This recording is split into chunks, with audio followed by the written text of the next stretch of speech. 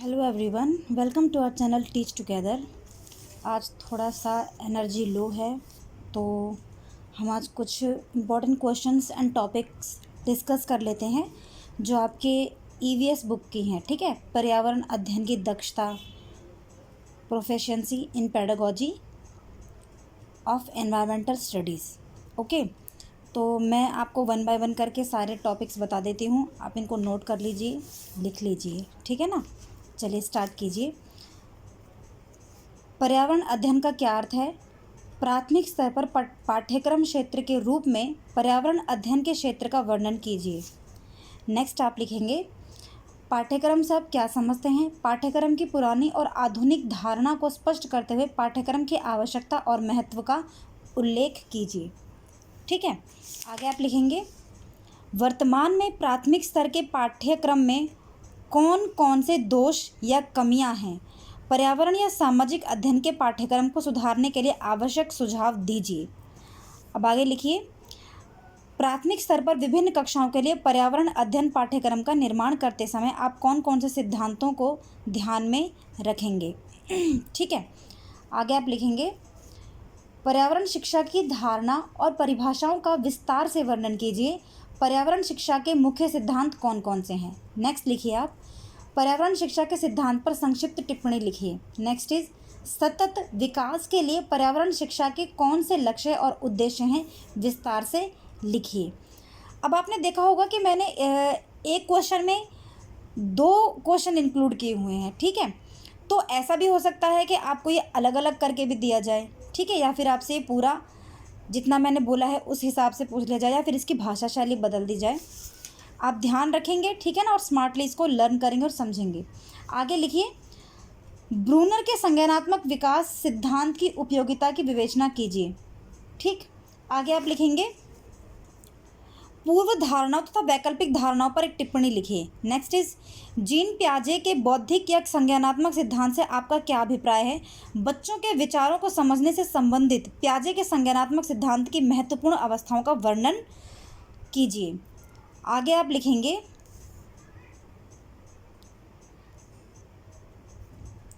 बच्चों के विचारों को समझने के लिए वाइगोत्स्की के सामाजिक सांस्कृतिक सिद्धांत का वर्णन कीजिए। अच्छा देखिए, इसमें ये जो वाइगोत्स्की हैं, जीन प्याजे हैं और ब्रूनर हैं, इनको तो आप घोल के पी जाइए। ठीक है, क्योंकि ये आपके ना सारे ही जितने भी आपकी बुक्स हैं, ये सब में आपको देखने को मिलेंगे। तो इनसे तो क्वेश्चन 100% बनेगा। समझ ना आए इनमें से कोई भी तो बता देना, डिस्कस कर लेंगे। आगे लिखिए, पाठ्य पुस्तकों का क्या महत्व है? इसका प्रयोग किस प्रकार तथा किस सीमा तक करना चाहिए? आगे लिखिए, पर्यावरण अध्ययन की अच्छी पाठ्य पुस्तक में कौन कौन से गुण होने चाहिए? मैंने अच्छी कहा। ठीक है, आगे आप लिखेंगे, पर्यावरण अध्ययन की पाठ्य पुस्तक में किन किन महत्वपूर्ण बातों का ध्यान रखना चाहिए? आगे लिखिए, पर्यावरण अध्ययन के विषय की पाठ्य पुस्तक का चयन किन आधारों को ध्यान में रखकर किया जाना चाहिए? नेक्स्ट लिखिए, भारत में पाठ्य पुस्तकों की दशा कैसी है? इस दशा को सुधारने के लिए उपयुक्त सुझाव दीजिए। आगे आप लिखेंगे, खोज या अन्वेषणात्मक विधि किसे कहते हैं? इस विधि की प्रक्रिया तथा गुणों एवं अवगुणों का विवेचना कीजिए। आगे लिखिए, खोज या अन्वेषणात्मक विधि से आप क्या समझते हैं? इस विधि की प्रक्रिया तथा गुण एवं अवगुणों का उल्लेख कीजिए।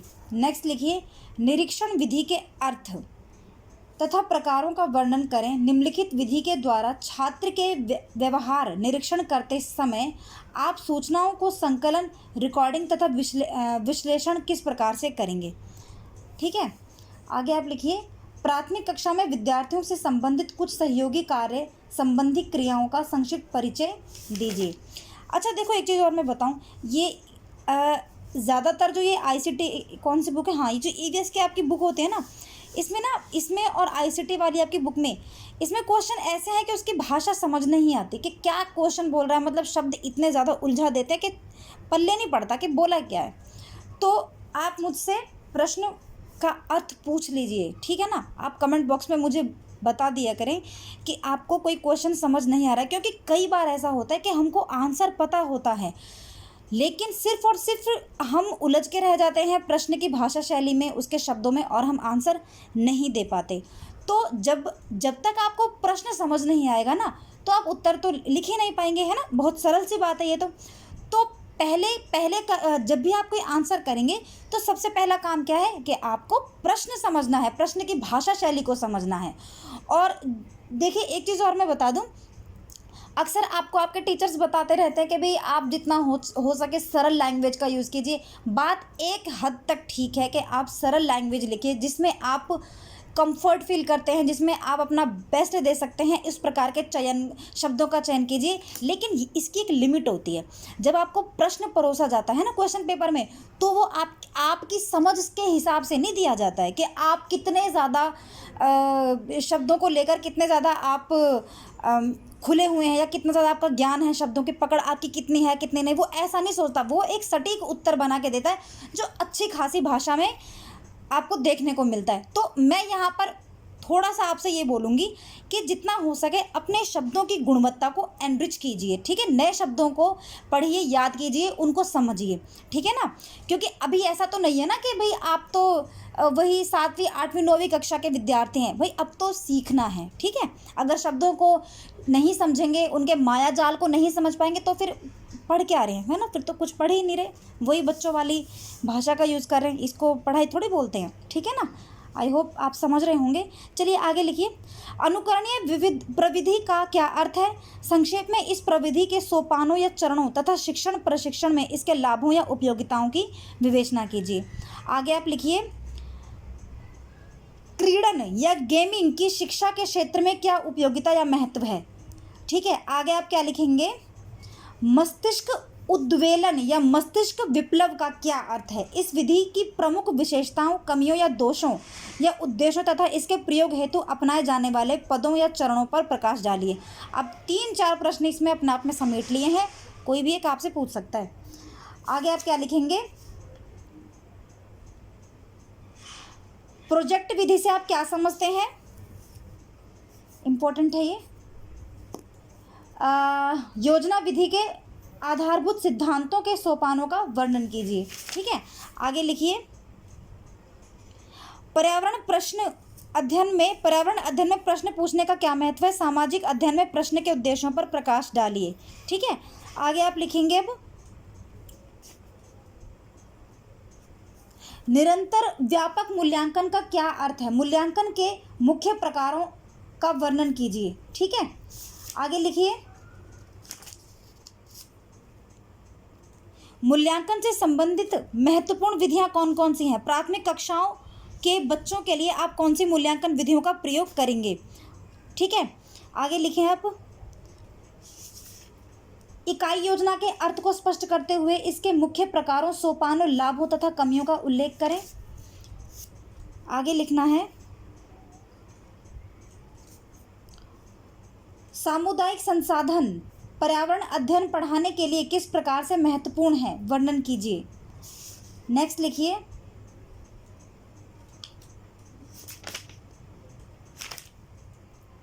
मानचित्र कौशल का क्या अर्थ है? बालकों के लिए मानचित्र की उपयोगिता तथा मानचित्र को पढ़ने से संबंधित मुख्य अंगों का विवेचना कीजिए, मुख्य अंगों की विवेचना कीजिए। आगे आप लिखेंगे, मापक किसे कहते हैं?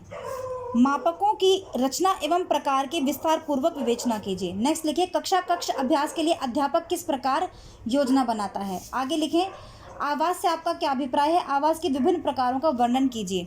नेक्स्ट आप लिखेंगे, एक अच्छी पाठ योजना किसे कहते हैं? हर्बर्ट के 5 पदी उपागमों की विवेचना कीजिए। नेक्स्ट आप लिखेंगे, एक अच्छी पाठ योजना की विशेषताएं क्या हैं? हाँ, ये वही रिपीट हो गया। आगे लिखिए, एक अच्छी पाठ योजना से संबंधित मुख्य संकेत कौन कौन से हैं? शिक्षण पाठ के विभिन्न प्रकारों पर प्रकाश डालिए। नेक्स्ट लिखना है, पाठ योजना से क्या अभिप्राय है? पाठ योजना लिखने के विभिन्न उपागमों को बताते हुए RECM उपागम की विस्तार पूर्वक विवेचना कीजिए। यहाँ पर ये RECM जो है, RECM